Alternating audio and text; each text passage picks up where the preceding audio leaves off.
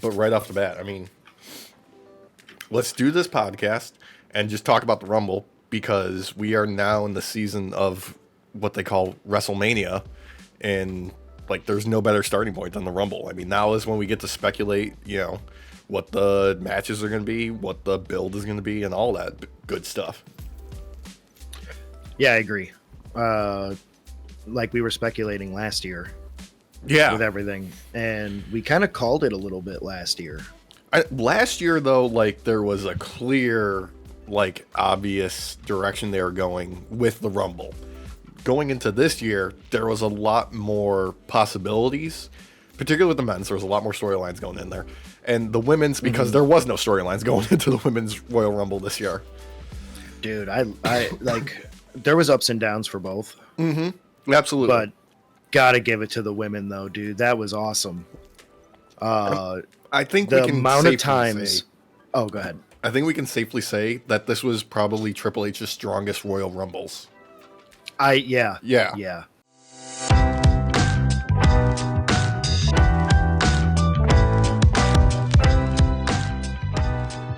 Yeah, but as you were saying, go ahead. The amount of times Io was thrown over the ropes, it was just bullying. Dude, Io was my just favorite. bullying. Io was my mine favorite too. to win and in the match itself. You know, Mine too. And I was starting to, I was like, stop it. Stop it. You're bullying her. Leave her alone. Yeah. But God damn, was it okay. I'm not going to lie to you. The entire PLE was awesome. Yeah, for many reasons. There was downs too. I'm not going to like sit here and gobble on the glizzy or nothing, but like overall amazing show. Yeah, like that's what the outcome of 2025's Royal Rumble is right now for like the IWC, we'll say, is at odds with each other on deciding if everything was shit or everything was great across the board, I'm going to say. And you know what? They're not wrong on either side because it's ups and downs, like huge peaks, massive valleys, right? Yeah. For this Royal Rumble. And I'm okay with that. Like, the one thing that I'm a little bit irritated about is the gloating of working the dirt sheets by WWE. Yeah. Like, I enjoy them using the so-called wrestling press or the ones that fancy themselves journalists in the aspect of it, like incorporating it into kayfabe and stuff like that. I'm not a huge fan of just the purposeful misdirection, so to speak. I think I know what you're talking about. Just flat out like saying, no, Bliss isn't coming back. They're miles apart. Like, I think people would have been just as happy to see her if they didn't mention any of that stuff at all. Yeah, it kind of gave away the bag a little bit. I wasn't surprised at the people who entered necessarily, more about their positioning. Yeah. Of when they entered in. Yeah, like if it, personally me, I would have put Bliss in that 30 spot and swapped her with Nikki Bella. Just same. I think that would have had a much better reaction, but I'm guessing that's not the direction they want to go with her or whatever her story is going to be. It's probably got something. I mean, she didn't have any eliminations in the Royal Rumble. No, she didn't. She didn't have a single one. Although I did see a funny comment about Bella and her being no surprise to come back for John Cena's last run. Because, oh God, what was the line? I think it Paige or AJ Lee who threw it at her back in the day that talent isn't sexually transmitted disease. And that is just the darkest burn from that era of that was when they were divas, not even just the women's division. Ooh. Yeah, Jesus Christ. Oh my God. Yeah. But I gotta throw out some other highlights.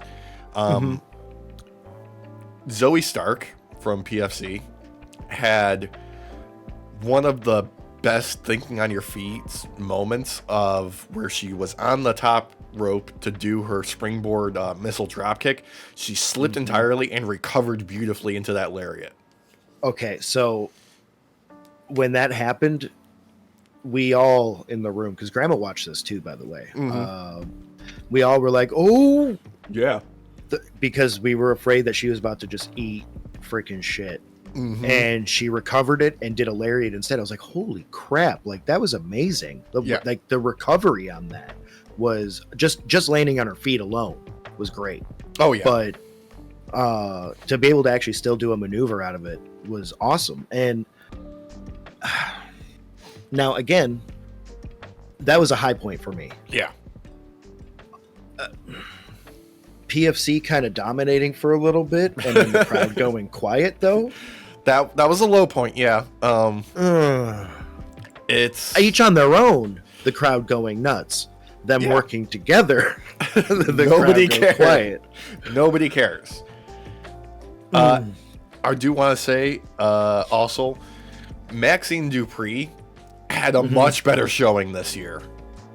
She looked a lot more comfortable. She's gotten more ring time, and I'm rooting for her because, as far as I've heard, she's a sweetheart backstage, and really like cordial with everybody. Really trying to work her way up and learn. And if she keeps showing improvements, I'm all for it. Like let the kid fucking make the most of it. Oh yeah, yeah. While we're on the subject of showings, Valkyria. Yeah. She was great out there. And shout out to the camera work and the referees who ran over and helped her actually secure her top. Oh, yeah, after she had that wardrobe malfunction. Also, good work on Liv Morgan for noticing it and hitting her with a strike so she had a moment to get away. I was just gonna say that kick or whatever she did to knock her into the corner, perfect timing, good call. Everybody worked together perfectly on that, and you could tell everybody was in unison this night. This was like one of the best examples in my opinion, because the camera guys made sure that corner was never shown whatsoever until it was done. Yeah, there was a lot of good thinking on their feet with this whole show, I would say. Yeah, there was a lot of moments where things could have gone terrible and they recovered with no time. I mean it just depends on your outlook. Are you okay with dipping a toe, or we'll get to that because I know we will. Yeah, I know we will. That's a little foreshadowing there. Yeah, it's a little bit. Yeah. Some other things that we gotta really pump up though. Jordynne Grace. Second Royal Rumble for her, first time as a WWE wrestler now, just fucking looking like $1 million. I hope they have big plans for her because she is already an early favorite. Yes. Also, I want to throw out, they did a great bit of a stare down with the previous generation of the NXT stars and the new generation of NXT stars in there. Really love what Triple H is building here of just fantastic female talent getting a chance to show up, show out. They just need to, give them more storylines and they'll be there. Well, yeah, I honestly, a lot of these women's matches are so good nowadays. It's a surprise that we don't get as many storylines as we should. Because yes, we are getting storylines, but it tends to be with the same kind of grouping, and I think we need some new talent coming through. Yeah, we need some more focus outside of just the main event scene, and we're starting to see some of that with the new women's IC title and the US title. I just want to see them expand a little bit more on that and give the same attention that they give some of the men's stuff. That's all. That's the other thing. Shout out to Triple H and the wrestlers and everyone involved for not making title holders who were knocked out of the ring tonight or that night look weak. Yeah. Even Chelsea Green, she didn't look weak being knocked out. It was great. It worked. It all worked out. Yeah. She had a good showing and she did what she does in these Rumble matches just phenomenally. She's one of those wrestlers that can make the most out of doing little things, and that that's why they put the US title on her. I love the gimmick of Piper Niven. What did they call her? It's not a Secret Service agent. Yeah, Secret Serve her agent. Oh yeah, is what it was. Yeah, yeah, fucking great. Also, a little bit of love to Zelina Vega, who always puts on the most awesome outfits for these big shows. Like, plus her makeup, dude. Yeah, like, I know she doesn't get to do the most at these big shows, but she always like delivers when it comes to like, I'm gonna put something special together for it. Yeah, she's got a spot in my heart because like she's improved a lot over the last few years, and I mean, she has a better 619 than Dominic. That's a little part of the clear, dude. Right, I know, and that's the sad thing. Like, but hers is actually good now, and I like that nowadays she doesn't just use it to hit someone in the head. No. She'll trip you with it. She's creative about it. I love when she's in the ring because you're not going to see just the same song and dance. You're going to get a little creativity out of her every time. Yeah, I love it when she does it to somebody in the corner. That's my favorite. Yeah, that's my favorite version, like alteration on the like setup for it. Somebody else we got to talk about, Trish Stratus, just coming out there and being a fucking legend. You know? Yeah. She was kind of a surprise to me. I had an idea that she might show up, but I didn't think she would be in the ring. Yeah. I was kind of thinking she might end up being on the announcer table. So doing the pre-show or something.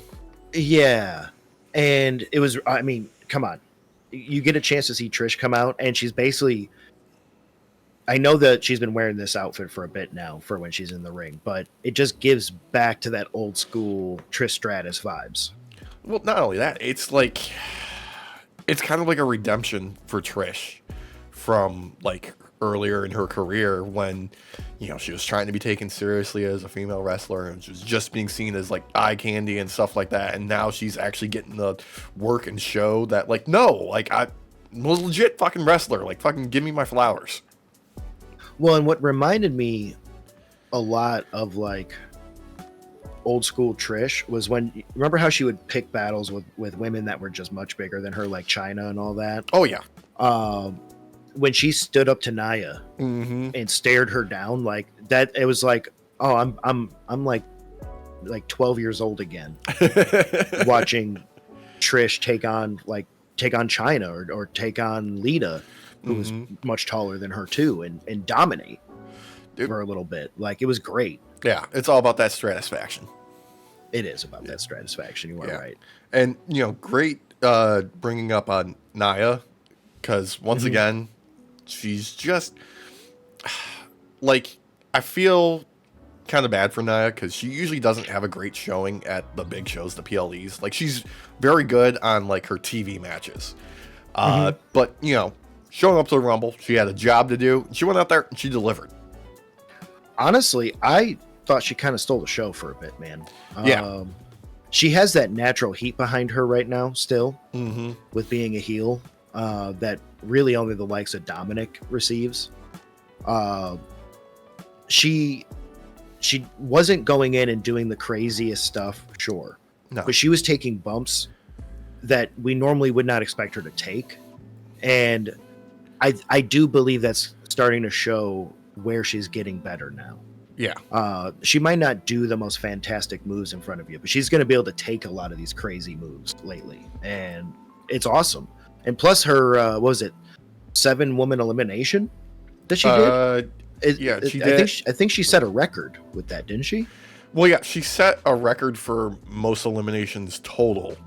I don't remember what the number is for in a single Royal Rumble, but yeah. Oh, I'm talking about just a single hit. Oh, yeah. Like, she got, what was it? It was 7, Trish, right? Io, Naomi, Bianca, and Liv all at the same time.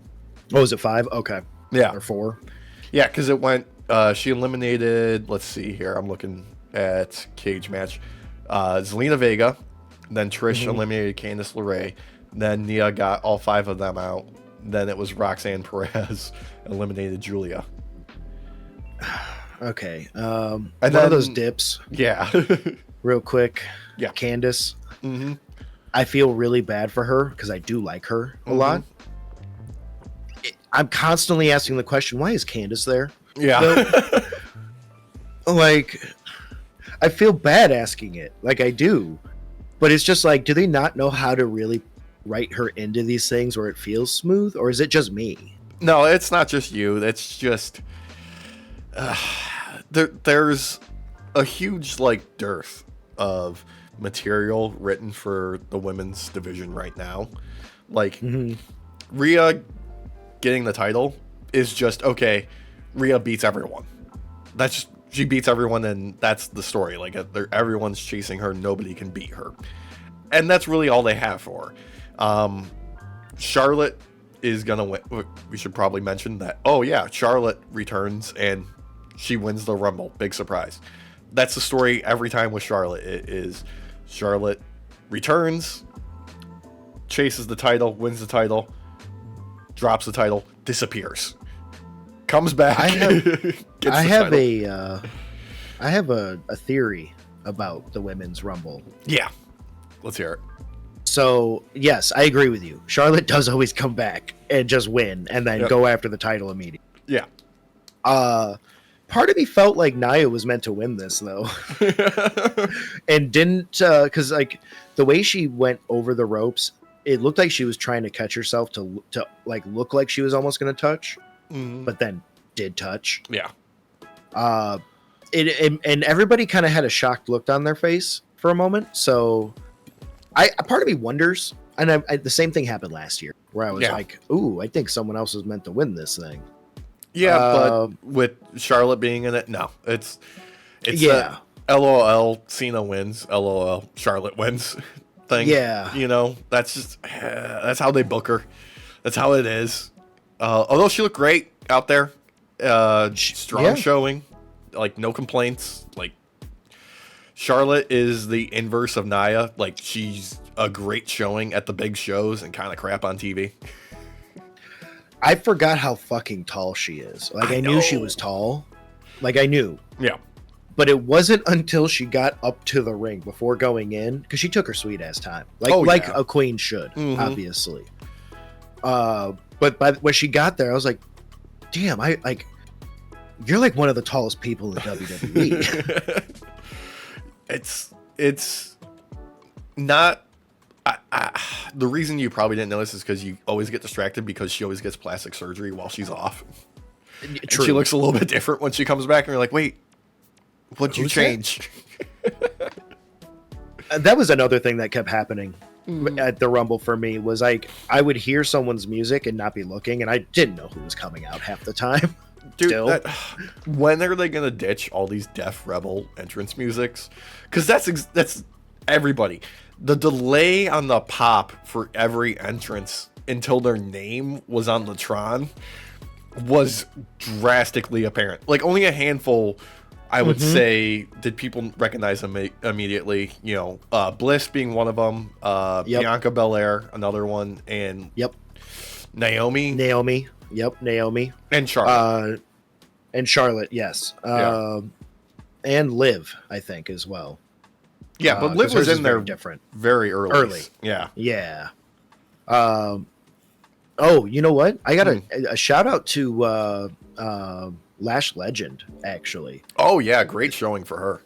Yeah. She had a mistake happen, technically, that she was able to recover from really nicely as well, where she was supposed to do a power bomb, like a catch from her Karana into a power bomb. Yeah. And she couldn't pull, was it Io up? I don't remember who she was holding. Yeah. Off the top of my head. But then she ended up just, oh no, it was Ivy Nile. Yeah. She started using her as a fucking bludgeoning weapon and swinging her around until she could actually get her up. Yeah. This is one of the few Royal Rumbles in recent memory where everything isn't completely erased by the time it's over. There's actually memorable moments. Oh, there's so many memorable moments. Yeah. And that one, I loved it. Like that was not a bad moment for me. That was an up. Oh, yeah. She was just like, you know what? You're a weapon now. So good. Man. Yeah. One of the one of the best women's Royal Rumbles in, I think, recent memory. The one thing I gotta say though, Roxanne Perez, her third appearance at a Royal Rumble, bring her up to the main event. Do it already, like main show. Come on. There was a stretch of time in that final little bit where I was like, is Perez gonna win this? Like, are they actually gonna like try and push her hard now? Because she set a record, which Cole got wrong, by the way, and I got really mad when he said Liv set the record, and I immediately turned over to Christina. I was like, no, it was Perez. I saw it. She was in there forever. Yeah. And then he had to apologize and correct himself, which, like, you should. Exactly. Being a good announcer, doing the commentary properly. Get your facts correct, Cole. Exactly. Man, and learn to yeet. Actually, don't. It's adorable the way it's so endearing how terrible he is at it. I love it. In the white suit, like, he's such a dad, dude. He is, and I'm here for it. Another shout out, BFAB. While not like an amazing showing, she's starting to look consistent, which I like. Yeah. She doesn't have to be the best out there, as long as she can at least give you a decent match or a decent showing. I'll take that in the beginning. Yeah, like that's where her placement is right now, and like I'm not gonna completely disregard her because they need to just give her more reps in the ropes.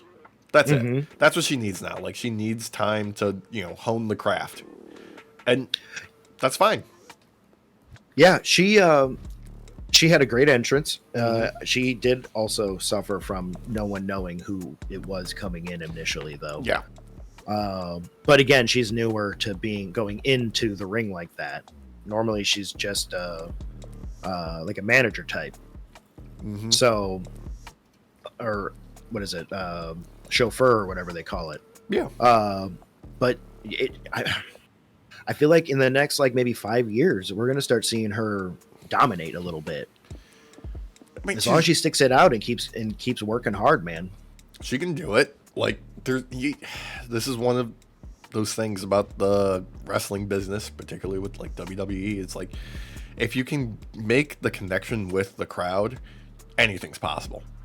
Anything's possible. Okay. I gotta say, I think we're gonna get a rivalry out of Nia and Charlotte, though. I can see that.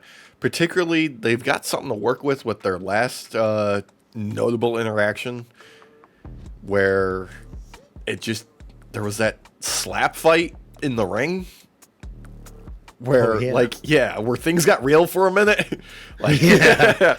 Like, there's something to there that they could build off of. We'll see. I don't know if this is going to be one of those things that they're just going to sweep under the rug, or if this is going to be like, no, WWE, we have memories now. No. The CTE is not that inlaid. We know these things happen. Yeah. Oh, man. But pleasantly surprised with the Women's Royal Rumble after, like, I was going in with zero expectations for this one. I had some expectations because of, like, I know I tend to stand in Nia's corner a lot. But knowing that she was coming in, I was expecting to see a lot better showing than the previous year. Yeah. And we didn't get the my hole, so I'll take it. Yeah. That's something that we can all appreciate. Although, God, the memes for another My Hole return would be fantastic. Oh, goddamn. There was a couple moments where people were coming in and running a little too quickly, and I was expecting another slide under the ring moment. Another Titus World slide. I was like, oh, no, we're getting a new one. This is way too long of an entrance. Yeah. It's always a bit sketchy when there's that long lead up from the back to the ring with a rumble. There's always a danger there. And I love, like, after like 20 different people came in and all did their entrances, and like all the different belt holders came in, like after a while, no one brought their shit forward. They just dropped it as soon as they walked in. Yeah. Like instead of bringing the belt all the way up, they just fucking threw the belt on the ground. They're like, fuck this. And they just ran. Well, dude, like very early on into the Rumble, like there was a very obvious apparent like scattering of what's the word? Detritus. Where there's just little bits of like, oh, that's part of somebody's feather boa. I think those are some fake lashes over there in that corner. There's a bit over here. Like, let's clear the extra bits before we get in between the ropes. It was after the women's Rumble because like that I noticed that nobody was bringing their belts forward anymore because it got to the point where there was like 6 belts like up by the ring, and I was like, that podium thing they have can't hold all of those. Like, no, where are they putting these things? The refs are running them back and forth. They're getting them from the wrestlers and they're running them backstage again. Oh my god, they had to have been. Oh my god, like, but shit was so efficient this night. Like, hands off to the crew for real because, like, everything was top notch. Everything. Yeah, and I gotta say, I really appreciated the ad of the new like lower graphics on the bottom with there was given the stats, it was showing how many people were in the eliminate, like that was a nice touch. Okay, Christina noticed something that was really funny. To give the little bar at the bottom more legitimacy for when people were coming in, they kept showing their flags. Yeah. Well, dude, I mean, come on. Man. How many fucking Irish wrestlers and Scottish wrestlers and luchadors are there in WWE now? They gotta put them over with that. I know, but it was just like she was like, is she? They're like trying to make it look even more real. I'm like, hell yeah. I'm like, at this point, you might as well put up like their weight right before their BMI. You know, how many glasses of water they drank in the past 24 hours. I think it's a nice bit to add to their presentation though, because it kind of goes with like the inclusion of like the advertising space on the mat, you know? Oh yeah, like it all kind of fits in that aspect. Yeah, jokes aside, I actually do like it. Yeah, jokes aside, but it is fucking because it's hilarious, but it fits. Like it looks more uniform now. I don't know, like it's very clean. Yeah, whoever did the graphics and After Effects did a great job. Yeah, so presentation top notch, as you know, is to be expected now with WWE. Like, I gotta give the production crew all the credit in the world. Everything that they've been doing lately is just elevating things. Well, I mean, you look at camera work from last WrestleMania to now. Yeah, it's even though they were getting better back then, it's such a night and day difference even now to back to just a year ago. Like the way that they're working together and the way that they're able to do the picture in picture and stuff a lot more cleanly. Yeah, it's working. That 4K cameras on the entrances, still one of my favorite things. It looks so money. I love it. And Cody just knows how to play to those cameras. We'll talk about that. Yeah, we'll get there. Yeah. Let's talk the WWE Tag Team title. 2 out of 3 DIY Motor City Machine Guns. This was a great fucking match. Yeah, I feel a little bad for them because obviously the crowd was a little bit tired out from the Women's Royal Rumble. So they weren't like on their feet for it the entire time, but they got there at the end. Which is common though for tag team spots in WWE. It is very common where the people need to like be eased into the match. Yeah. And start to come forward, especially DIY. There's something weird where in the beginning nobody knows nobody wants to cheer for DIY, but by the end of it they're all cheering. Yeah, we've talked about that many times before. It's one of the downsides to them, unfortunately, but they've gotten better since turning heel completely. Yes. They are much more engaging with the crowd. I know that because I've seen some of the scores that some of the places have put out. I disagree. I think this was a lot better than the scores they're giving it because of like the little things. Yeah, like the first fall coming off of the fake tag out.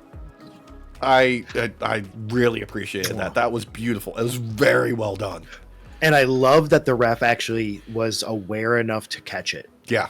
It's almost like he got LASIK. What was the call that Cole had where they're not NFL referees for the Kansas City Chiefs? Like, they see things. I don't remember where he said that, but yeah, I do.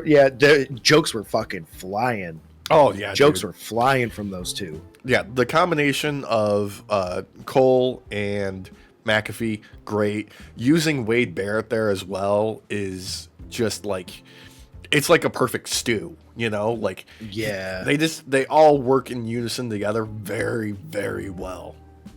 Well, and I think part of it is because Cole actually gets McAfee's jokes, because most of them are just like NFL related. Mm-hmm. So, like, Cole, you know, he watches football on his off time. Yeah, and in between shows, he's playing catch up. So yeah, he's up to date on all these jokes. But with the match itself, though, I know it like a lot of people gave it like a middle kind of score. I honestly think this was like a 3.5. Yeah, this was like on the minimum end. On the minimum end, Motor City Machine Guns looking fantastic as usual. They got good chemistry with DIY, and the finish, including the Street Profits, going ham with that crutch. Oh, that thing blew up. Exploded. Pieces went everywhere, and when it cut back to the camera angle showing the in-ring final pin, Grandma was like, "What the hell is that in the ring? What is that?" She's like looking all close and shit, and I was like, "I don't know what that is." But when they did the replay, I saw that it was the armpit cushion. Like, that thing fucking exploded, dude. It's exactly kind of what I wanted to see out of this, and I really love how like the commentary team was on the ball with as far as like explaining the motivation, as far as like, no, the Street Profits aren't doing a turn here, they just want to beat the shit out of DIY and get the titles off of them. They don't care about Motor City Machine Guns. I was gonna say, this was not like a protecting your friends kind of thing. This was no. We're giving you a taste. Yeah. A taste of what we're about to give you later on when we take them fucking belts off of you. I know. This definitely has all the makings for a triple threat. It just depends on how much heat and juice it has and how far they can go with it. Like, this might be a WrestleMania match. It might not. They might do it earlier. We'll see. If we get a TLC match, a triple threat, or a triple team TLC match, I think it would be worth it. Yeah. Throw in Pretty Deadly to run some interference for a DIY. Some boy. Dude, okay. I've been getting more and more behind them lately. These shenanigans they're pulling for DIY is absolutely freaking hilarious. Just hilarious. Dude, I've been throwing my support behind Pretty Deadly like 100% ever since I was watching. I think it was like an episode of SmackDown or something that they were on. And my girlfriend just like half paying attention, like, who are the elves?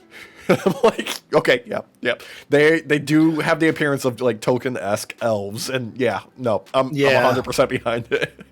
Yeah, I could see them wandering through the forest together in search of Rivendell. Yeah, picking leaves and singing songs.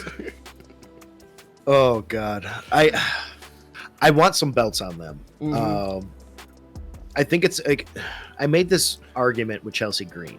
And they ended up actually putting a belt on her, so I was kind of right. Just not the right belt is what I had in mind. But like, not upset about it. No, all for it. Having like joke characters is a good way to not only allow these people to bridge the gap in leaving the more comedic side and a more serious kind of side, because they have to defend the belts and everything. But they're also very good at being intermediary holders. Oh yeah. Where if you're gonna only let them have it for like a month, maybe 2 months or something like that. And Not only that, it creates a great balance with like the other like melodrama on the show. Yes. You know, that's like as we're variety. seeing with how Chelsea tends to win. Mm-hmm. It's fun. It's a lot of fun to watch her win. You might not be happy with how she wins because it's not clean or she's kind of gaming the system, but that's exactly what you want though, because you want to get riled up. And I think Pretty Deadly would do that pretty well. Yeah. It also follows the formula of a like comedy shit ass heel getting over with the crowd and turning them face. Yep. You know, it works. It just does, because that's how you endear yourself to the people. Well, it's like with Chelsea, I could see her going technically full face because of this run right now. And I think it would work. Yeah. You don't always have to be a sympathetic babyface. No, you don't. Sometimes you need to get revenge, Alex, on your best fucking friend. Oh, thank you for picking up where I was going with this, because my God, this ladder match. These two, this was attempted crimes. This was attempted crimes. I know that technically speaking, there is no war, but these were war crimes. Oh, man. I don't know where to start with this match, because there were so many highlights. Obviously, you called it very early on when you sent me that photo. Please include this editing, Derek, of the step ladder being the MVP of it. Because that was God. Oh, man. Like, the brutality mixed with the comedy of just that short ladder was... Like, Cody's a fucking carny motherfucker, and Kevin Owens knows how to fucking work, okay? I love that they pulled the rug on us with that thing too. Like, where like Kevin starts to climb up it, like he's gonna jump off and do a bomb onto Cody. Yeah, and he's like, no, fuck this thing. He throws it off to the side. Oh God, so good. Yeah, good. They set the tone very early with Cody getting put through the ladder sideways on the outside. Ooh. And oh my God, that had to hurt.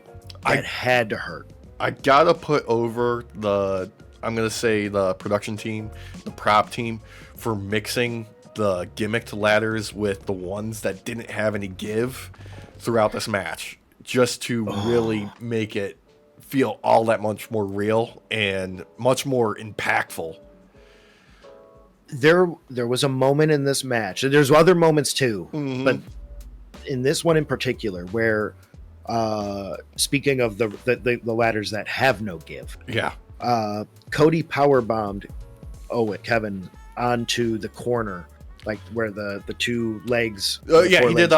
It was a back body drop because KO was. Oh no, you're up. right. Yeah. KO was setting up to hit him on there, and he just like flung him and like the edge. Oh man, like that. At that point in time, I was watching between my fingers because I was like, oh, that looked incredibly painful. That's up there with, I would say, Drew's missed Claymore onto the steel steps. Yeah, where he hit the corner. Yeah. Like, just, there's no way to make that not hurt as bad as it looked. The cinder block. Yes. In the Strickland Page match. Yeah. Like, that level of where there was marks after. That ladder did not give. His back gave out though for a little bit. This was a brutal match. The shot that Cody took, where he landed onto the ladder that's sitting on the ladder, where it was the stepbrother, where he took the fisherman buster from like the middle rope or top rope. Like his head made clear contact with that. He got knocked out for a moment. He was clearly unconscious for like maybe 10-15 seconds. There was no way, because of the way he dropped. That wasn't just him being like exaggerative for the show. No. He dropped. And because normally they would like protect their head at the last moment, and his head just went bum, bum, bum, bum, bum. Oh, the amount of like just bumps that they took on and with ladders. Like, we don't get a lot of ladder matches in WWE outside of like the Money in the Bank anymore. Like, they don't really do TLC and stuff like that. And they're not really used too often in like the Extreme Rules matches. It's more of like a table or chair spot fest. But when they bust them out, they busted them out good this time. Man, Kevin was the one to set up the ladder from the ring to the announcer desk. Yeah. He did not get to use it though. Like he wanted. Chekhov's ladder. God. Oh man, that thing ruins careers just like it does in our GM mode, man. Like, before we get any farther or talk about the finish of this, I do want to put over Cody Rhodes' entrance gear. The shorter jacket looked fucking money, dude. Oh man. Okay. This gave me the Superman's post Superman's death when they bring him back and try to make him edgy and yeah, he's got the 5 o'clock shadow and the mullet. Yeah, and it was like a mix between that and Superboy. Yeah, where in the 90s he had the leather jacket and everything. Yeah, it was a little bit cropped. Yeah, I loved it, dude. It worked for me. I was like, damn, that's a nice ass jacket. I'm like, no need for the cape. You're just gonna get caught in a turbine. There's no need. Yeah, it looked so damn good. Also, KO rocking the was it the Canadian Dream, son of a systems technician? Yeah. Oh god, I love that shirt on him. It's so great. I want one. It's so good. This was. They sold it really well with Cody, especially, and just how tilted he is with all this. Where when both entered into the ring, it was night and day different. Cody was foaming at the mouth to get at Kevin, whereas Kevin just stood there, stoic, just waiting. Yeah, this was like the inverse of their Bash in Berlin match, where it was like a gentleman's agreement match where like, okay, like we're gonna be friends after this. This was, I pure straight up hate you, and I told you what I'm gonna do to you, and I was not lying. I mean, it's a different level for the story that they're telling with Cody Rhodes right now at this point, where like Punk said it best on Raw, where he's like, I know what this title can do to you, and I can see it burning through you right now, and the path that Cody is going is not the heel turn from the upright babyface. This is because it's still a babyface thing to be like, no, I said what I'm going to do, and I'm going to follow through with it. He told no lies. He did no cheating. He just brutalized Kevin Owens. Well, okay. I think what we've been getting is the frog in the pot of water. Yeah. This is the boiling point. This is the point now where you're like, oh, wait a second. Like if you were one of those people that sat there and through season 1 somehow of The Boys and thought Homelander was still the good guy. Yeah. This is the point where you go, oh, wait a second.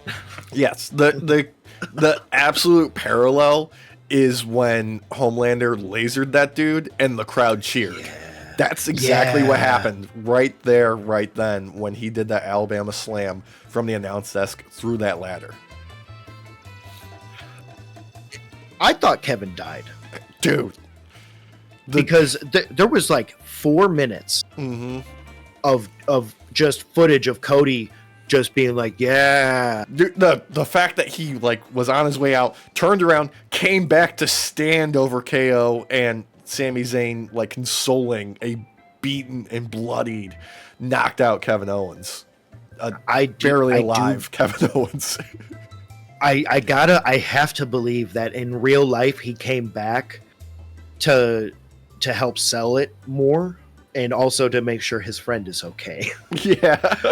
Because there was a few times where he was gloating up there where the real Cody Rhodes, like the outside of kayfabe Cody Rhodes, showed through when he would look down at Kevin and he would get this like, oh shit look on his face and then steal back into kayfabe and then gloat. Yeah. Like it happened quite a few times. It was very noticeable. Also, very noticeable is after the show, there was the report from Jackie Redmond that Cody Rhodes is hurt and is dealing with a litany of injuries. No mention of Kevin Owens because he's fucking dead. I'm telling you, in the 4 minutes of that camera rolling where he was gloating before he walked off, started to walk away, Kevin didn't fucking move. No, he was Yamcha and DBZ, just in the crater. But there was no one to sacrifice themselves afterwards. Yeah, there's no we Dragon had no Balls. Chaozu. There was no Chaozu. Oh, seriously. Oh, it's such a great exhibition of how far Cody Rhodes is willing to go and how much Kevin Owens will put his body on the line to put on a fucking good match. I'm not going to lie to you. I honestly, from the bottom of my heart, believe Sammy was never actually truly supposed to go out there. No, and because of what happened, he was like, I'm going out there. In character or in real life, doesn't matter. Perfect. Yes. I can also see a rivalry between Sammy and Cody forming out of this. Yeah. I mean, in the immediate future, I see some conflict between Sami Zayn and Cody Rhodes being like, dude, dog, you didn't have to go that hard on KO. Like, you didn't have to do that. Like, while Kevin Owens is like recovering for however long he's going to be off TV, only for Kevin Owens to come back and turn on Sammy and be like, why didn't you save me? What is wrong? And that's the build to WrestleMania for those two. Can they have like Big E go to KO's grave to interview him and ask him when he's going to be back? This is the one thing I will give Joe Rogan credit for is after a UFC fight, he is in the octagon with that microphone trying to get that interview with that dude that just got beaten to a bloody pulp. I want to do that with Big E. Like, send Big E out there with a mic in his hand. I would love that. Oh my God. But have him do it like Action News style, where they like they sneak up on him so he doesn't know that they're coming. Yeah, he might have just gone off stage and gone behind scenes, and they just jump him there and then. He's on the gurney, like neck brace on, the oxygen mask. And they're like, he's like, "Come on, Kevin Owens, can I get a word?" He's on his hospital bed. Yeah. Freaking the beeping is slowing. Can I get a word? Can I get a word? They've got a defibrillator like getting ready. I need a crash cart over here. He's holding one of the paddles in his other hand. Forgets which one's the microphone, starts talking into the paddle. Big E can do it. I believe him. I believe in him so much. Oh God, that'd be so good. This was a perfect match. Yeah, absolutely. For me. God, dude. I think this was one of the best title defenses I've ever seen. Yeah. And the best title defense Cody has done so far. Yeah, this is definitely a like championship run defining like match for him. Absolutely. Like, and not only that, like this sets up like his championship like character arc for, you know, at least till WrestleMania. At least. Oh yeah. Yeah. I'm not going to sit here and say that he will retain the belt post WrestleMania. Because it's too early to call that yet. Yeah. But we're going to get a different Cody Rhodes by the end of WrestleMania. Yeah. This was the foretelling. If you didn't already get the foretelling already, the next one is going to be even more brutal, I feel. Yeah. So. Okay. We got to start laying the groundwork because Men's Royal Rumble. Immediately after this, well, not immediately, because they need to do a lot of cleanup between the ladder match and the Men's Royal Rumble. But what a damn good setup for this Royal Rumble. Like, completely unpredictable as far as compared to, like, last year. You know? Just a killer's row of superstars in this one. Yeah, there was really only maybe one out there that I would say didn't deserve to be out there. I was going to say maybe two. Maybe two. Yeah. But bare minimum one. Yeah. Right off the bat, though, how much hype. We got Rey Mysterio and Penta starting off. And commentary team, I don't care how much you want to try and do this. Wade, I appreciate the attempt, but don't tell me my eyes lied to me. We all saw both feet of Penta's just tap completely on that floor after going over that top rope. Now, I was under the assumption that it didn't matter how many of your feet. It could be 1, it could be 7. Mm-hmm. Your feet touch, you're done. Yeah, both feet. So with that, okay, this is like going a little bit farther into the match, but does that mean that I Show Speed was never eliminated because his other foot landed on a chair? No, dude, he totally, like, there's no saving him. He's not Kofi Kingston. Like, he can't recover off of that. Well, the rest of his body touched, yeah, but his other foot didn't touch, because I was like, you know what? Because, okay, all right, it started off Penta v. Rey Mysterio. Fantastic. Great spot that, they get to, like, have a moment together where they kind of exchange pleasantries and, kind of fawn over each other for a moment. Yeah. But then Penta makes it real. Yeah. Immediately. Penta goes over the rope. Yeah. Immediately, like 1 minute, not even a minute into this match. And both them fucking feet touched. And then you see him like lift up his other foot as if like his toe had touched the water and it was too cold. He was like, brr. It went up all dainty and cute like, and they're all like trying to say shit. I'm like, so does Ray just stand there for fucking 5 minutes and wait for the next guy? Or are they just going to send the next guy out? And then Penta gets back in. I'm like, no, wait a second. What? God, don't do this to me. I saw that. We all seen it. There was there was clearly no replay happening of that moment ever. No, that's getting scrubbed. That is getting erased from the replay. God damn, was that hilarious! I was just throwing him out there to you guys. I was texting memes to Christina, freaking throwing them on threads. Freaking hilarious, dude. Yeah, but I mean, we did just move forward from that. We got Chad Gable dealing with his problem of luchadors. Yeah, what a mind fuck. Like they're trying to 1984 us, so they bring out the hyper nationalist guy. Yeah. Oh god. And then who was next? Mello coming out. Strong showing from Mello. Him and Chad. Chad's more around lately to take bumps than to give them necessarily, but damn, did he give some bumps. Dude, he is too good at what he does, just in general. Like, the dude's not human. The suplexes he was busting out are next level. So damn clean. Dude, especially his German suplex, his standing German suplex. Dude. Holy fuck. The amount of weight that he can suplex is absurd.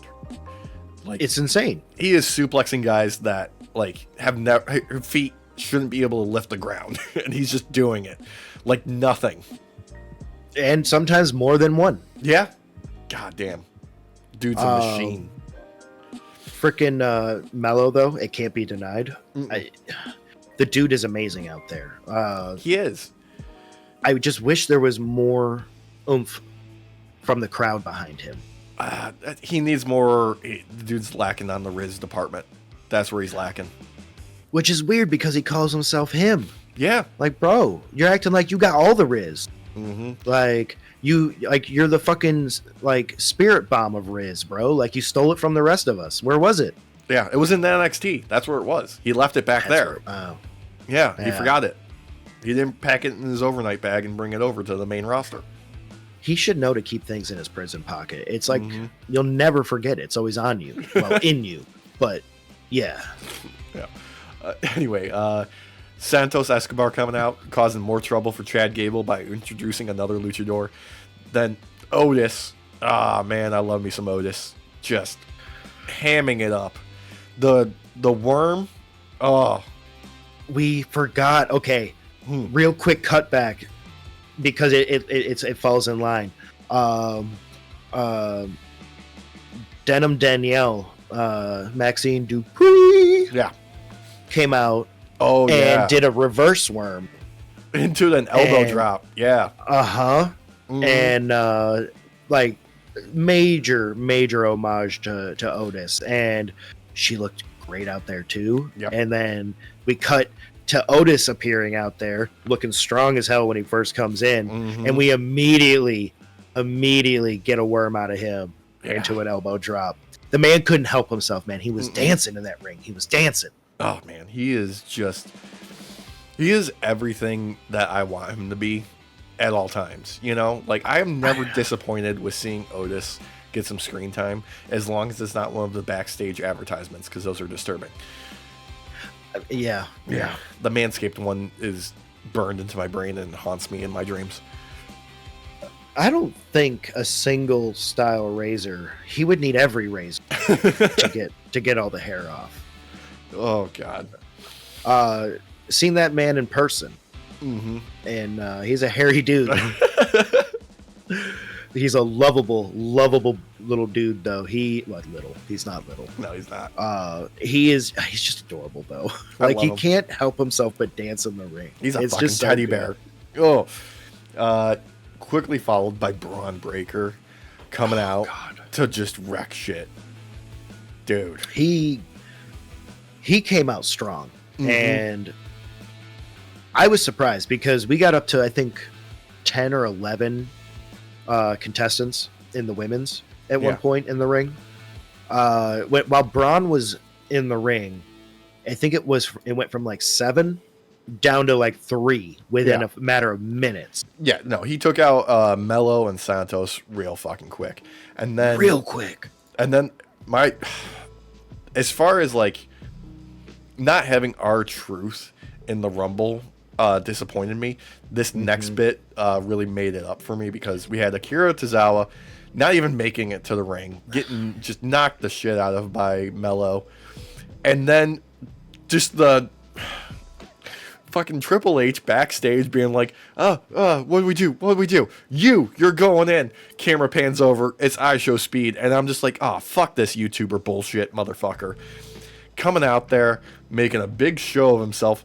And he does the backflip. Meanwhile, in the background, Braun is just building fucking speed. Like only he can do. And just cuts him clear in half. Okay.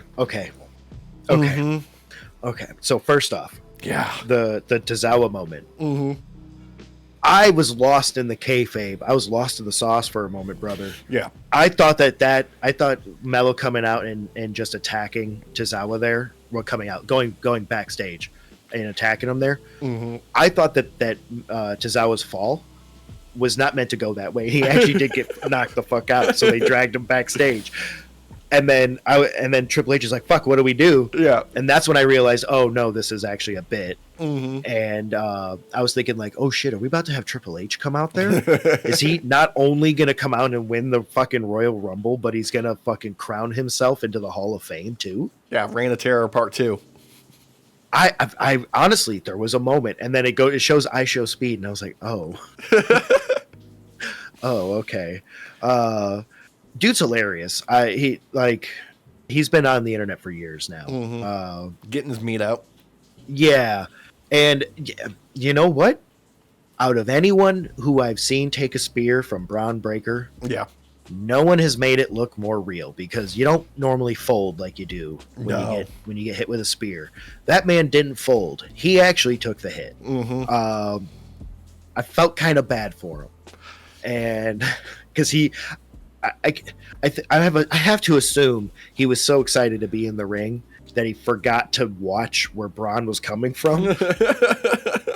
So he wasn't ready to take the spear, because unless your eyes are already on Braun as he's picking up speed, it's kind of like a DBZ battle. You don't know where they're going. No. Like, he's just as soon as you see him hit the ropes on one side, he's already hitting the ropes on the other side. Yeah, as I think McAfee put it, he is breaking speed limits for school zones when he's doing that. Dude's Sonic the fucking Hedgehog, like seriously. Yeah. The dude, like, he breaks the sound barrier.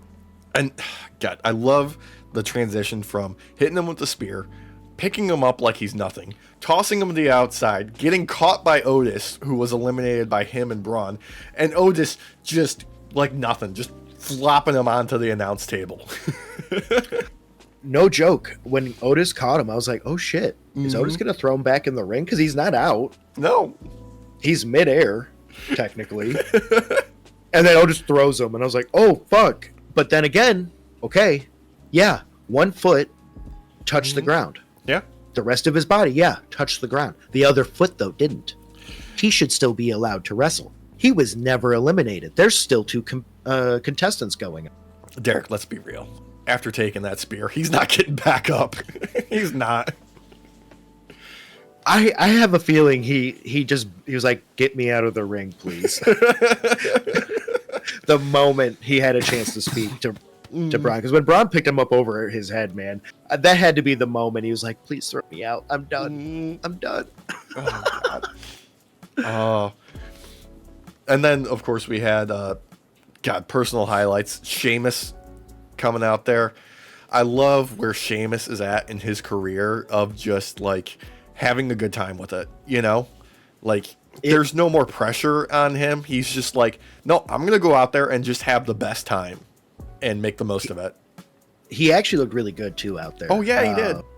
Like, I think because of the fact he wasn't worried about how good or bad he was going to do. He was just out there to have fun. Mm-hmm. He came in strong, and he stuck around for a while, too. Oh, yeah. I think he almost eliminated Breaker, but... Yeah, he was hitting them right off the bat. Like, before he even made his entrance, he was doing the 10 beats of the Baldrum. Yeah. Just laying into him. Then we had Jimmy come out. Big Jim. Looking like $1 million, too. I love his gear. Yeah, dude. I'm really, really behind Jimmy. Oh, yeah. I think it's been a very strong showing since he's returned. Yeah, just, God. Bright future for both the Usos, and you love to see it. Just for the amount of work that they put in as a tag team and to get over as individual performers on the level that they have, it warms like the deepest parts of your heart, you know? Oh, yeah. Yeah, and I love watching some of these house show like TikToks and stuff from people. And when Jimmy's at a house show, he will yeet for people. Yeah. And get a yeet fest going. But you won't see him do it on camera. No. Normally. No, he might do a little baby one. And then God, just Andrade. Dude. Like, he's so good in between the ropes. He's so good at just like that spinning back elbow, the flying forearms, the drop kicks. I just wish they had more for him to do. I've been saying this, I think, for a fucking year now. Since he returned last year at the Rumble? Yeah. Because I was going to say, I think this marks it as 1 year now. The fucking skull mask. He needs to get rid of that damn thing because nobody knows who the fuck he is when he steps out. Yeah. He's such a handsome gentleman, too. Yeah, dude, he's got hair for days. Show that shit. Like, fucking, dude, you could be on those romance novel fucking covers, bro. Yeah, he could be on fucking Telemundo doing the telenovelas with that look. Dude, if he came at me with a rose and shit and it was like, come with me. I almost went into French. I almost said mademoiselle. And I actually speak Spanish. That was... What? Were you trying to do like mi amor? Yeah. Oh, mi amor. No, but if he came at me, I'd be like, I might go on a date with you. Yeah. I think Christina would be pissed, but... But they need to not cover his face up, because I think he's already starting from a position where people need to get to know who he is more still, because they haven't really let him grow or expand beyond the US title run, because he hasn't actually gotten it yet. The skull is making it worse. Yeah. You don't have music that people recognize. The skull hides your face in that critical moment of you walking out in front of the camera when people are paying attention. Yeah. Stop it. Just because get behind yourself, man. Just do it, dude. Because he's amazing behind the ropes, dude. Yeah, amazing. And unfortunately, his chances and everybody else's in the ring went down to zero with the next entrant of Jacob Fatu. Just, oh my god damn. I know we've talked about this billions of times, but he's the best signing they've made in a long time. And ever since they put a mic in his hand, it just got even better. Oh god. Oh, real quick. Okay. Fatu's been wearing the flower kind of the thing around him. Type of thing. Jimmy also did. Yeah. Oh, Jimmy. The rip and the flowers exploded out, dude. What a fucking moment that was for me. I loved it. Such a good little thing to do.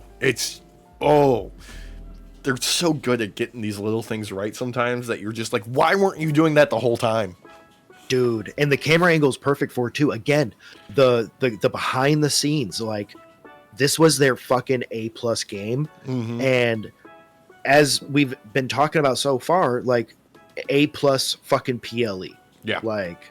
And with Fatu, no difference. The camera angles of him coming in, I don't know who they hired as fucking cinematographer, but they know their shit. Yeah. They know their shit. They make him look scary. Fucking scary. So damn terrifying once you get him in the ropes or outside the ropes. In the building, the dude, the Samoan werewolf is a force of nature. You know? He did a Samoan drop or a Samoan slam with Samoan drop. Yeah, with two people. Yeah, on him, it was nothing. Yeah, it was absolutely nothing. He's one of those guys that when he no-sells a hit, you believe it instead of it just being oh, come on, dude, come on, let's. No, I believe that dude is terrifying and unstoppable. He's so good at it. He's a psychopath. Every time Grandma has seen him wrestle, I have to explain to her that the muscle, the movement he does after he fucking grounds somebody, he's not choosing to do that. His body is reacting to all of the force and kinetic energy still being expended from his body. Yeah, he's still got more gas in the tank from every hit because he's if I do it any harder, they're gonna be dead.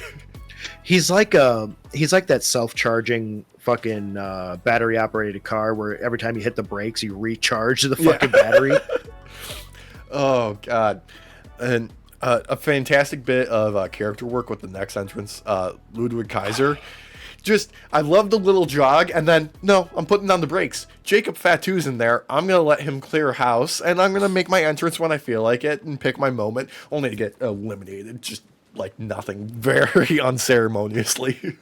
I love that he was so pompous about it. He puts his arm behind his back and flares his chest up, all proud, I'm just gonna wait here. I'm so smart. And the moment he steps in, he's immediately taken out. Yeah. Just fucking immediately. I was laughing my ass off. You deserve this, you asshole. I get lost in kayfabe. I'm sorry. That's what you want. You want to get swept up in it. That's what it's about. Oh, I get real swept up. At least with this PLE, I did. This wasn't a Saturday night main event where it feels like another Tuesday sometimes. Yeah. This was special.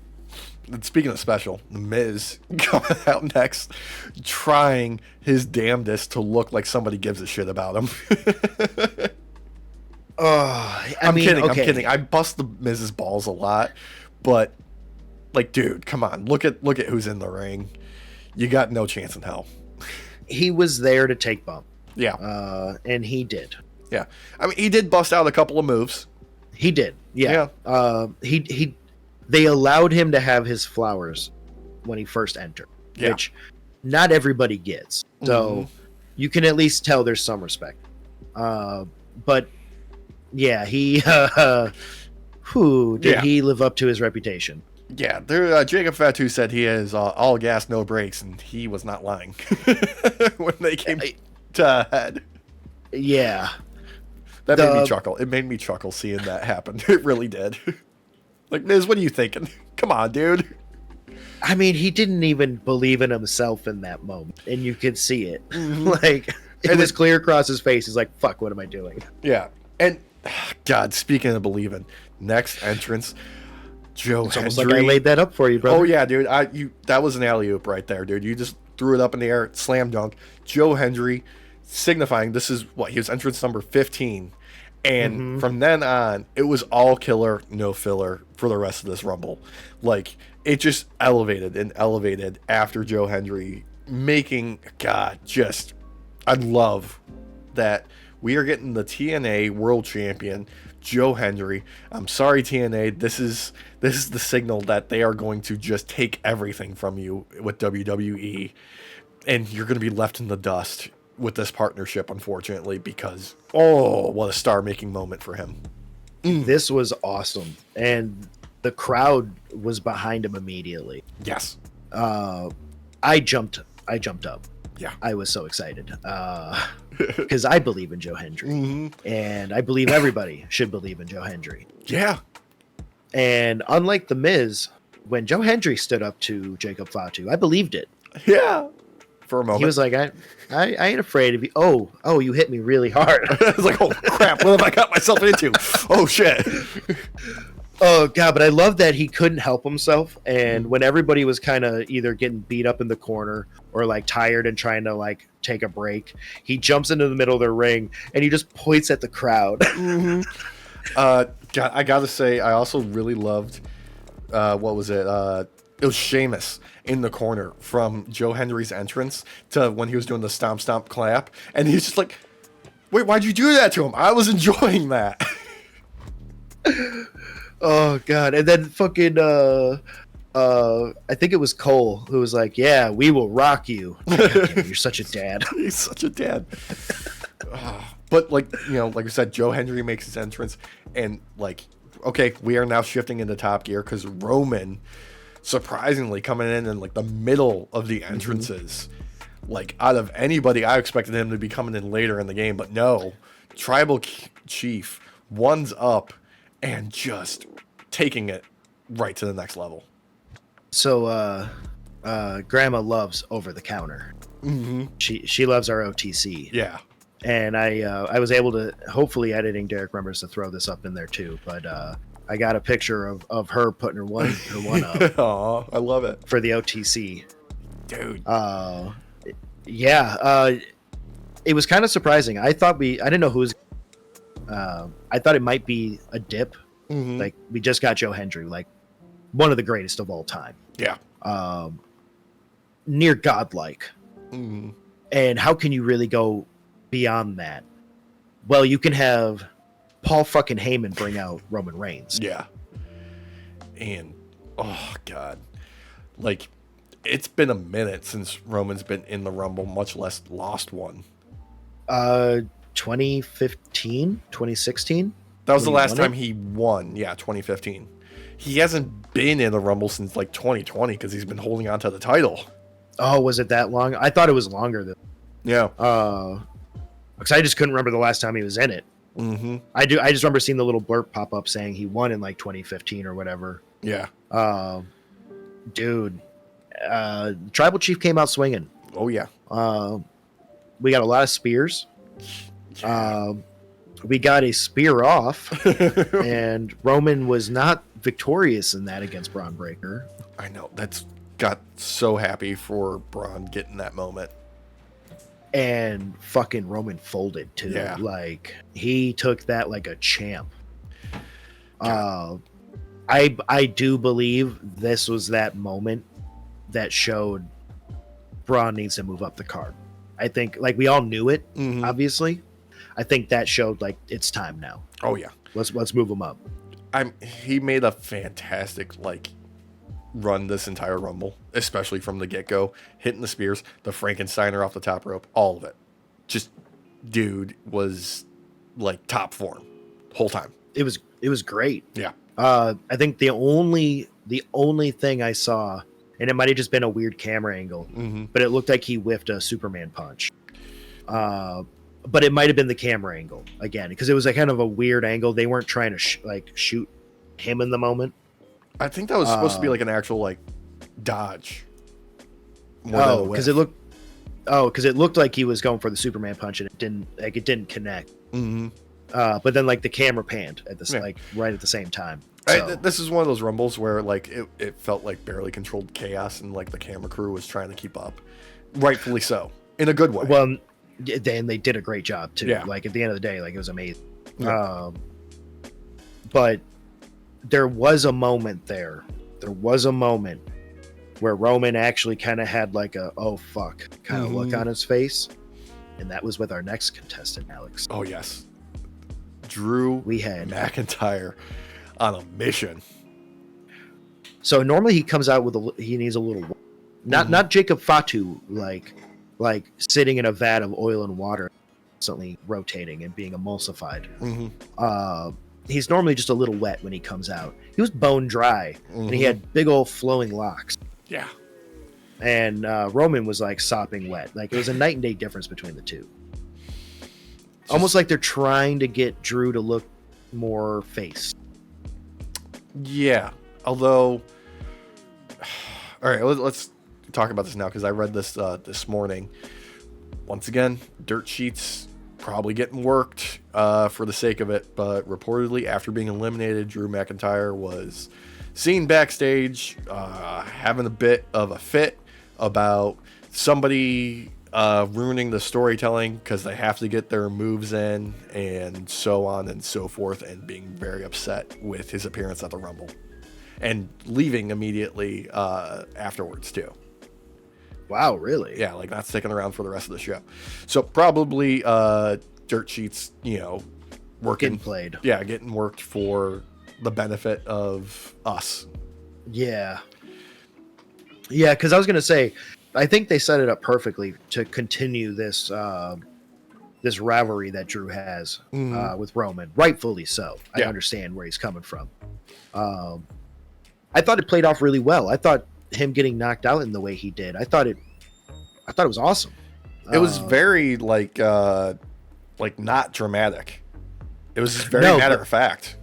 Yeah, and it was jarring in how matter of fact it was, and I liked that because it didn't feel like it was a spot.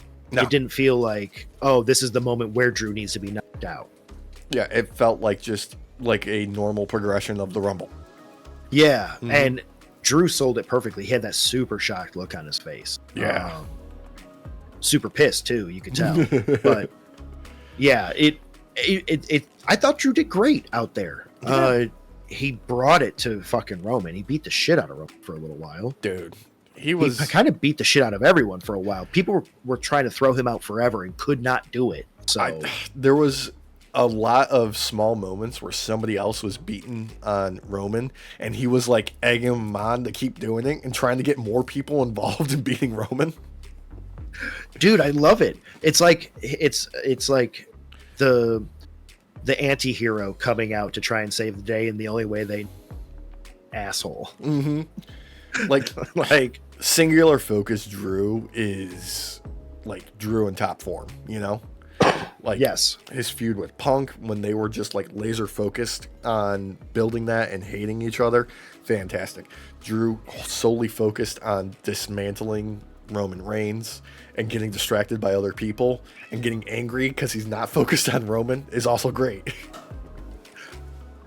There was a lot of those moments. People were getting distracted by old rivalries and such. Yeah, where they couldn't either take their eyes off or forget, and had to focus on that person. It happened this entire match, and it worked so goddamn well. Yeah, because it made it more understandable why they would get eliminated. because their eyes are off the prize and all that, you know? Oh, yeah. Following Drew, we had Finn coming out. Yes. Once again, just goddamn. Finn, you can have a carb, dude. It's okay.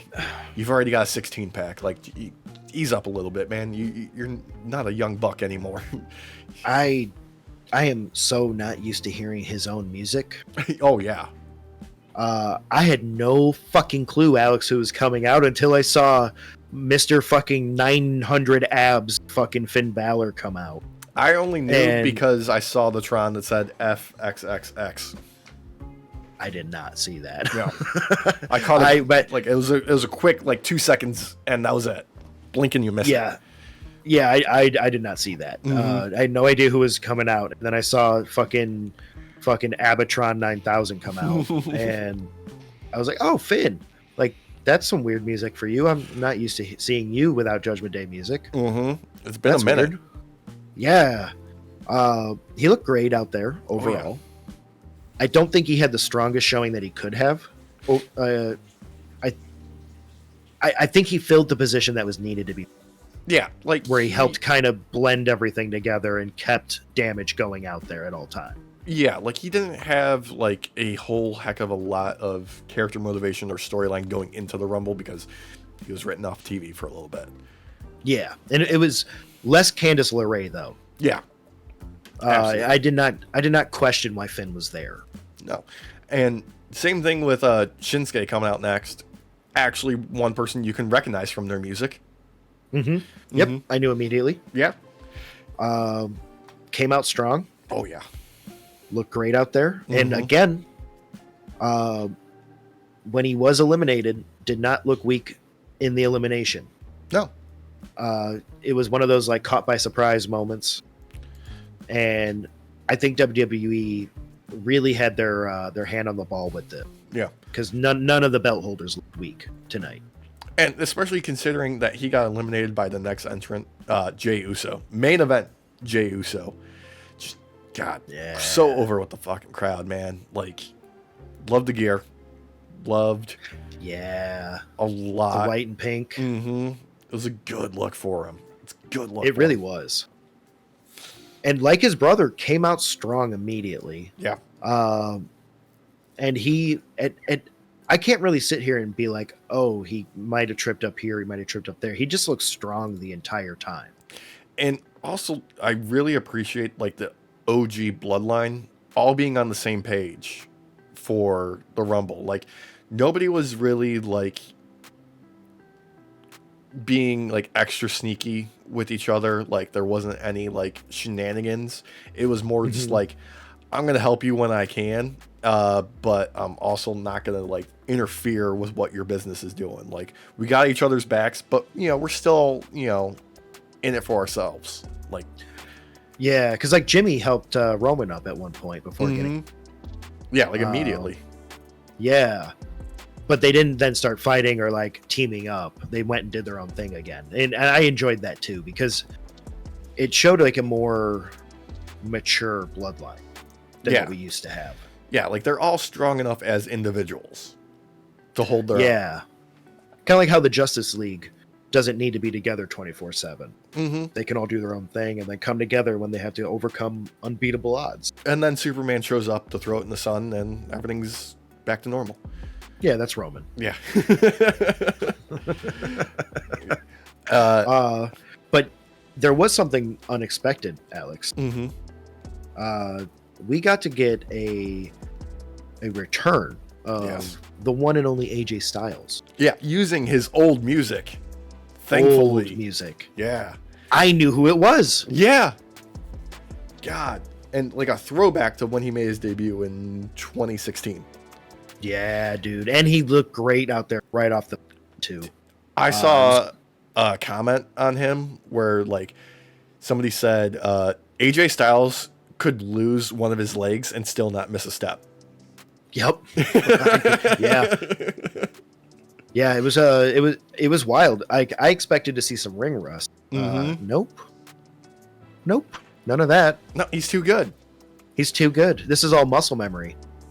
Like he could have been like completely asleep, just sleepwalking, and he could still do all of that. Like, he's got that ring experience on the level of like Rey Mysterio, where it's just automatic. Like, they've hit Ultra Instinct. Like, their body is just doing it without them having to think about it. The CTE can overwhelm the brain, but it wouldn't matter. Yeah. Oh God. And then, of course, we got the continuation from the story of Saturday night's main event of Braun Strowman coming out, going straight for Jacob Fatu. And yep. God, like, okay, so we're just gonna keep building on these two. Okay, that's fun. Let's let some monsters be monsters. Yo, I'm hoping they take a page out of this book that they're doing with Strowman and all that, and apply it to the womenens division with like Nia and Charlotte, and do like a monster v monster there too. Yeah, let it ride, because it works.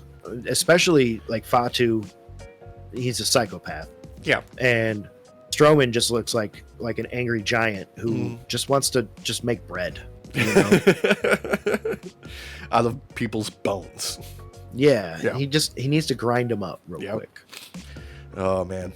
And then, God, John Cena, like, this brought so much joy from how much it was clear he was having the best time once he got like in front of the camera, to the moment like he's in the ring. Like, he was giddy, like he was bouncing on his feet. Although I do gotta say, John, it's time to step up the sneaker game. Everybody else is having fire kicks. What are those?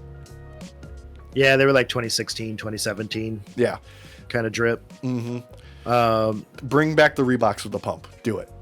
He there was a moment there where it looked like he was about to cry when he first came out too. Yeah, when he saw Stu. Because like the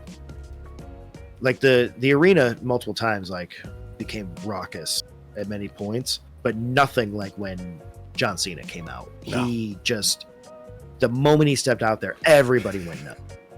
Fucking everybody. And he just like stood there for a moment, like waving, but you could tell he was like taking it all in, like, holy shit. Yeah. Like, it was awesome. He was just like living in the moment of like, this is my last Rumble. Oh man, this is gonna be one for the, storybooks type of moment. Oh, and he couldn't help himself. As soon as he started running out, he's like throwing his gear to the people. Like, here, take, enjoy.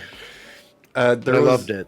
I saw footage of the kid who caught his shirt, and it was just a little kid in full John Cena gear. Like, he had the hat, he had the wristbands, he had the shirt, everything. And he was just like, the kids love John Cena for a reason. Like, he's got that magic with him.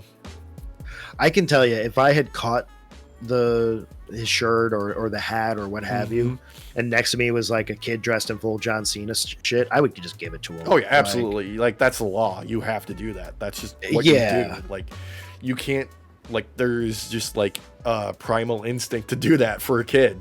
It just is.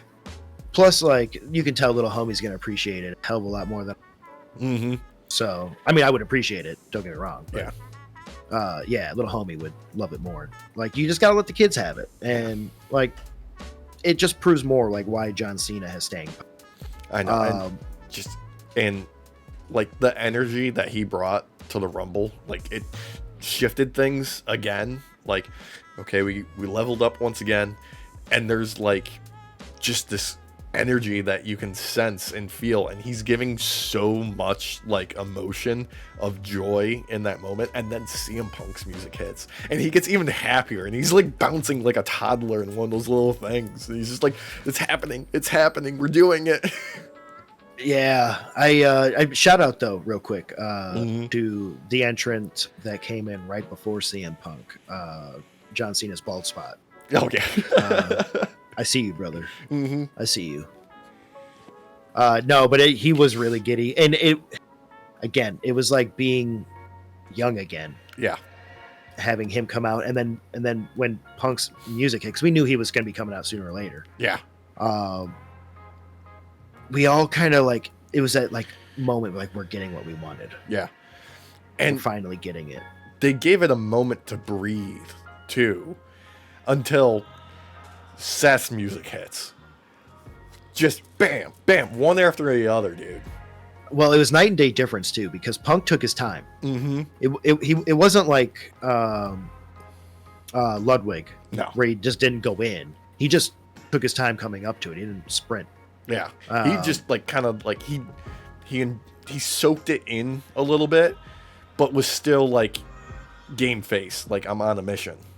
Oh, he was like mean mugging fucking everybody in the ring from the moment he stepped out. Yeah, and then you get the stark contrast with fucking Seth coming out, and he can't even help himself. The coat that he was wearing behind the fucking in the back scene area. He didn't even wait to come out with it on. He was already off. Yeah. And he was throwing it on the ground, running. He was ready to go. God. Also, shout out Punk rocking the Bret Hart inspired gear. Yeah, dude. The pink, dude. The pink and black. It's a good look. Yeah, I loved it. Yeah. That gear is what he, or at least like style of gear, is what he wore to the house show that I. Yeah, it's a good look. It's a great look. Yeah. Oh God, but yeah, immediately like just okay. Now it's a frenzy, only for Dominic Mysterio to come out next, and Dom is God. He's so many things, and I just enjoy him more on this level than I ever have before, and no so more than when he tried to do the Three Amigos to Roman and just couldn't get anything to happen. He kept doing this and then trying, and nothing worked. Okay, he's one of those where I would love to see a belt on him. Not like a tag team belt, but like an IC. Yeah, because I think he'd be a great like comedic champ. Oh yeah. The moment that he stepped out, everybody started booing. He wasn't even saying anything, and like he decided to be gross and do this real quick and fix his mustache. It always looks gross, but and y'all know it does. Yeah, but it just adds to like his character in such a magnificent way. Yeah. No. Like he plays this part perfect. I don't think he's this way in real life. He seems like a really genuine, like kind, non-shit heel. Yeah. But someone in his life is very much like this, and he draws inspiration from them. Yeah, his deadbeat dad. That's true. His deadbeat dad. You know what? You're right, Alex. But then we also have to recognize that in this moment, Seth being out there too, we kind of got some old Shield work. Yeah, a little bit. Yeah, little bit of like cooperation, whether it was on purpose or inadvertently, just accidentally happening between the two of them. I have a theory, Alex. Oh, I'm all for it. I think they're going to bury the hatchet after WrestleMania. Ooh. I don't think it'll be like a Seth Rollins joining the Bloodline kind of thing. No, but just like a mutual respect. Yeah. Okay. I feel like this was kind of that little like testing the waters with the audience, especially with the camera play, because the way, you know, the meme where with Ospreay where he lands on his feet and after being flipped, and the guy Kota Ibushi. Yeah, from the top rope, Hurricanrana. Yeah.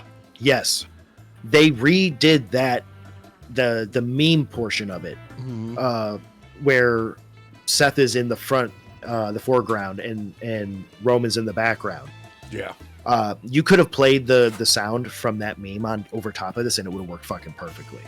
Also, like, really loved the shift in focus from Seth in the foreground to Roman in the background, and then back to Seth. As he's turning to look back. Yeah. Just fucking chef's kiss. I don't know who the cinematographer is that they hired, but goddamn, are you good? Oh yeah. Goddamn, you have a good team. Like, you have great cameramen for this. Oh man. And then we got Sami Zayn making his entrance. Sammy. Yes, we did. Like, that must mean Kevin Owens is alive because he's not in the backstage grieving. You know what? I thought when he was coming out, I was like, oh, well, maybe Sammy's going to win this because he wants to now get revenge on Cody. Yeah.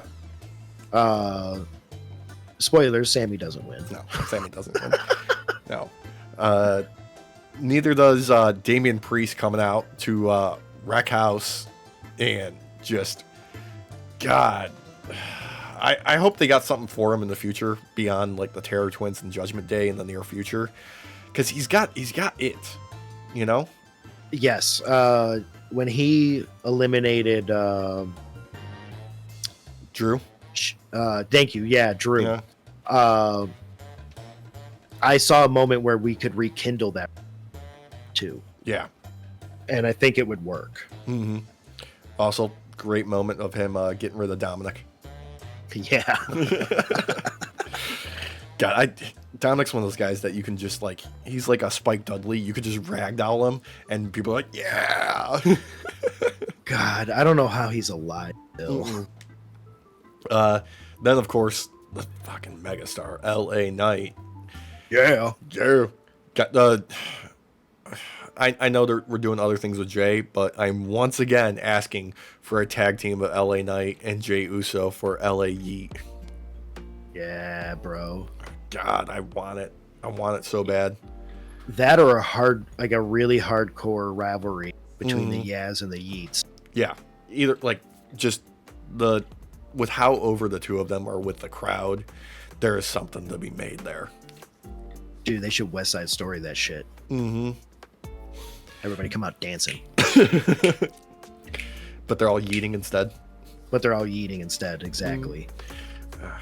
And then he looked good out there. Yeah. I don't want to say it was the best showing in the world. No. Again, he was one of those that had to fill a role, and he did it really well. Yeah, he's good as a utility player, as always. He did get to have his moments, though, mm-hmm. where he was top dog in the ring for a bit. Yeah. Which shows the respect that they have for him overall. And he eliminated Damian Priest. Yes. I was going to say, and he did get an elimination or two. Or was it just Damian? I don't remember if he had a second one. I don't think he had a second one. Because he got taken out by AJ Styles. Oh, that's right. You're right. Yeah. And then we got all of the goodwill was sucked out of the building by the not surprised entrance of number 30 Logan Paul. Again, the boos. Not because of his heel work. Mm-mm. Because he's a horrible fucking human being. And I don't know if you horrible fucking human being. I don't know if you picked up on this, but it felt like the boos were a bit quieter this time because there was a lot of people just giving him nothing. Yeah, he was trying to do crowd work in the ring once he finally made it in there. Mm-hmm. And after, I think he might have like bludgeoned LA Knight for a little bit. Mm-hmm. And he went all cocky. He's like, "Oh, this is because of me," or something like that. And the crowd was silent.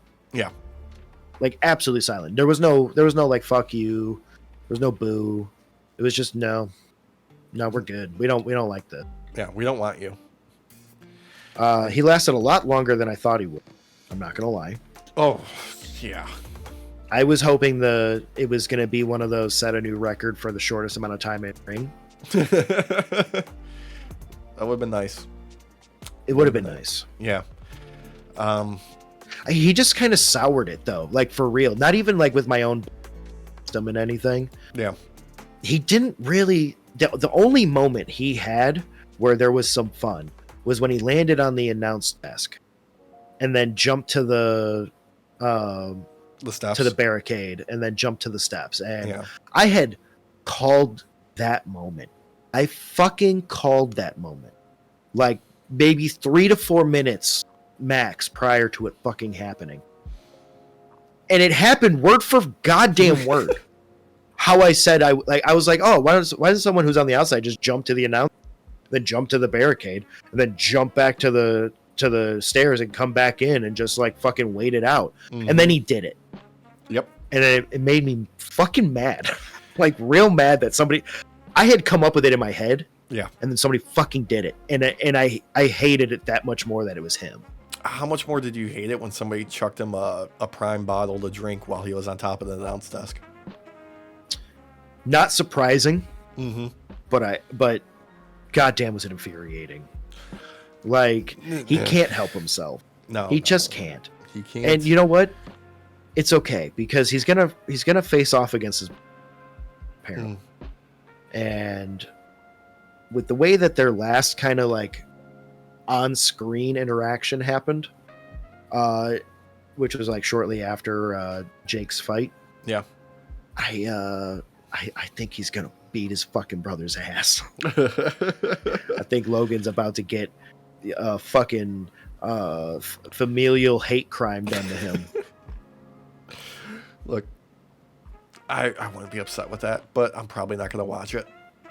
Oh, I'm not going to watch it. No, Yeah. I want to see the pictures after when we find out that his brother fucking murdered him. Yeah, just show me the gif of the knockout and I'll be happy. For real. Mm-hmm. But yep, all 30 entrants, everything's all set in place. And then we get just, okay, so Seth and Roman are going at it.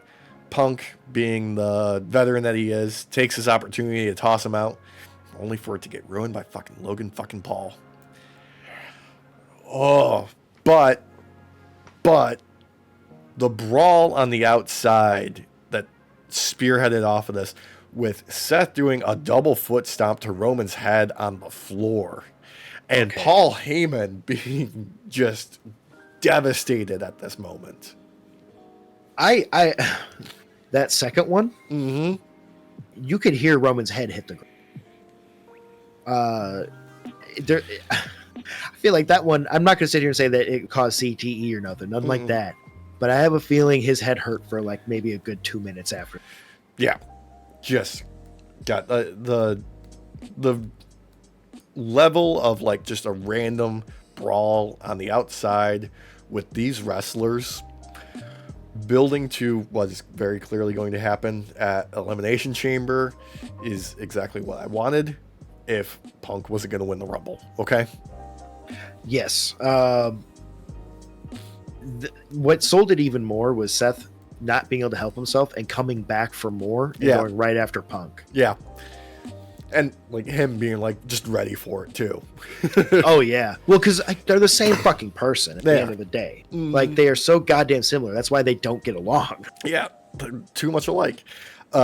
Something that I completely forgot we glossed over that I really wanted to touch on, that was one of my favorite moments, was Braun Strowman eliminating Jacob Fatu, and Jacob Fatu flipping the fuck out on the outside and destroying the announce desk and just yeeting a chair at the ring. The chair got stuck in the ropes, like caught in the ropes, and the ref trying to rip it out while the match is continuing was goddamn hilarious. Yeah. Oh God. I can't believe I forgot to mention. Once again, just a very good Royal Rumble with enough memorable moments for, that you don't lose the next day, unfortunately. Like, that's happened memorable before. moments that are outside of each of the Rumbles, too. Yes. Which doesn't normally happen. No. Like, normally the mid-card is just shit. Mm-hmm. But the mid-card was great in this, too. Like, this was a great PLE, man. Yeah, the Rumble just kept getting elevated. And then, John Cena, thank you for eliminating Logan Paul so quickly after that and saving us from that goddamn card killer. Well, so when Paul eliminated Punk, Mm-hmm. I swear he pushed him a little too fucking hard because of the way Punk snapped onto the ground. It looked like he landed on his hand. Yeah. And I was like, God damn, like, what the fuck, dude? You didn't have to shove him like that to get him over the goddamn rope. Just fucking nudge him. Dude. And then Cena comes right out and gets him. I'm like, okay, all right. As long as Logan's not winning this, I don't care who fuck. Yeah. Look. And now we get to the final two, Cena and main event Jey Uso. And they did the unexpected thing out of a very unpredictable Rumble. Like, I don't think a lot of people had Jey Uso as their winner for this Rumble. No, not initially. No. It wasn't until. Oh, let me look at the list of people. It wasn't until about, I want to say, when Strowman came out was when Christina started saying she was thinking that Jay might win. Mm-hmm. And then as we got closer to the end, it felt right. Yeah. To have Jay win. Like the natural progression to getting to Jay's victory over Cena was perfect. Especially with them two going up against each other. Mm-hmm. It was the right amount of flair and respectability of like passing on the torch. Yeah, like Cena is definitely the type of dude who would put over Jey Uso. Like he's just one of those guys now. Like that's just who he is. And yeah. I really, really loved the moment of realization when his feet hit the floor. That was good. Yeah. That was good. Little shaky landing in the right ways. Yeah. Where like he was unsure of his footing and it looked awesome. Yeah. And it helped, I think, sell that surprise even more. Their little battle on the outside of the ropes is awesome. Oh, yeah. Cena got a couple of those type of battles though in this Rumble, fighting outside the ropes. And I feel like at the end of the day, Jey Uso could be the new Cena type, where he is able to get the younger generation behind him and all that. Like maybe he doesn't have to have a Super Cena style run or nothing, no. But I think he fills that role perfectly. And I think this was a great way of being like old guard relinquishing power to the new guard.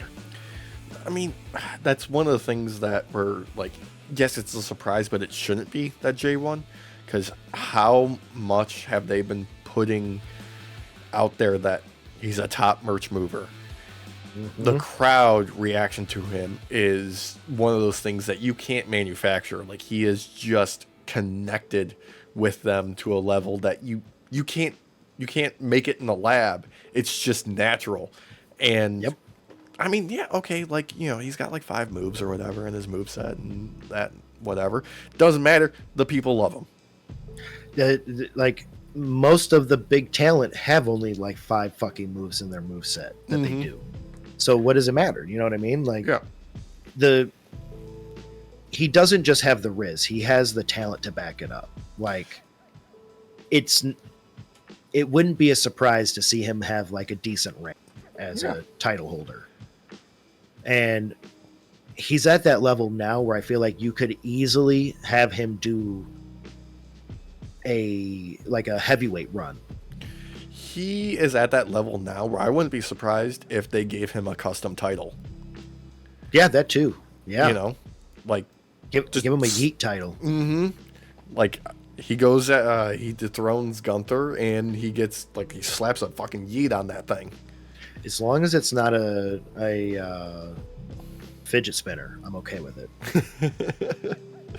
But you're right though, because I honestly believe the match that he had with Gunther was kind of like another testing the waters. Mm-hmm. And it worked really, really well with Jay going up.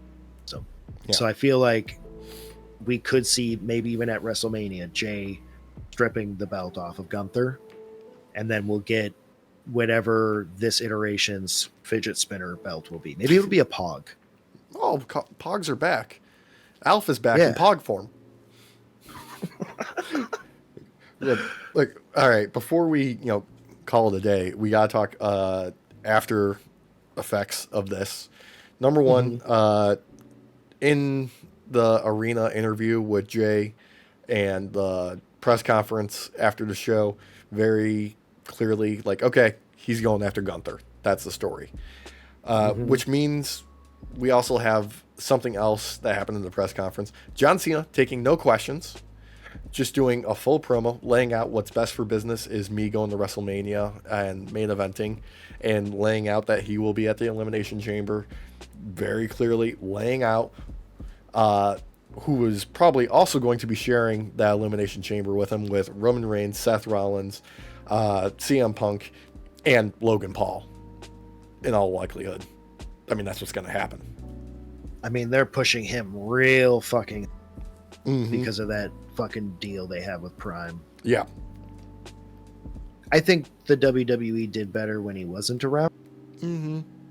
But, it's another opportunity for Logan Paul to get his butt whooped and for people to hate him more.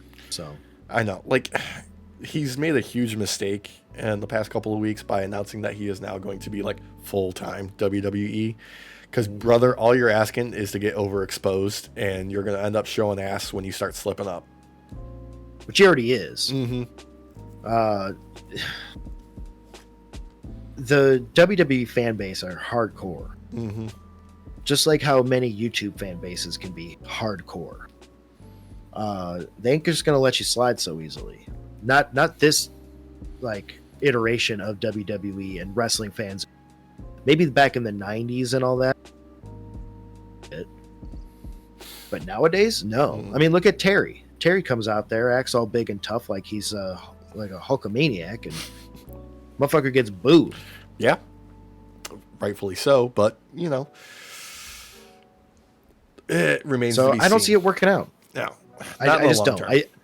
I feel like they're going to do what they did with him last time, where after he dropped the belt, he just went bye-bye for a long time. Yeah. Because they didn't really want him out there, because they have to, like, pre-plan his match from point A to point double Z.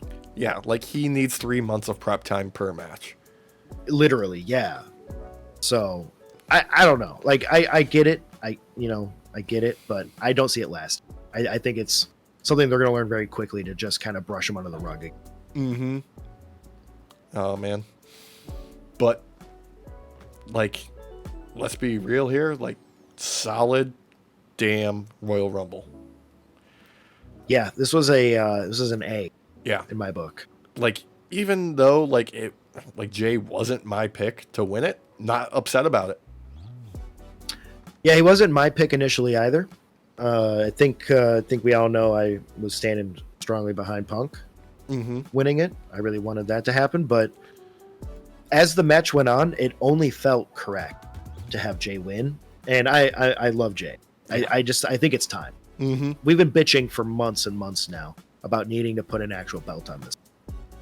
So I think they're listening to people now. It's one of those, like, yes movement moments where, like, the company has gotten behind what the crowd is telling them. Yeah. I mean, his entrance coming in from the stands. Yeah, a lot of wrestlers will get some great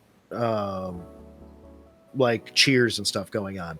The entire stadium stands for him and yeets and yells and cheers. Like, no one, not even Cody, gets that level. Like, fuck, he could go after that belt too, and I could see that happening.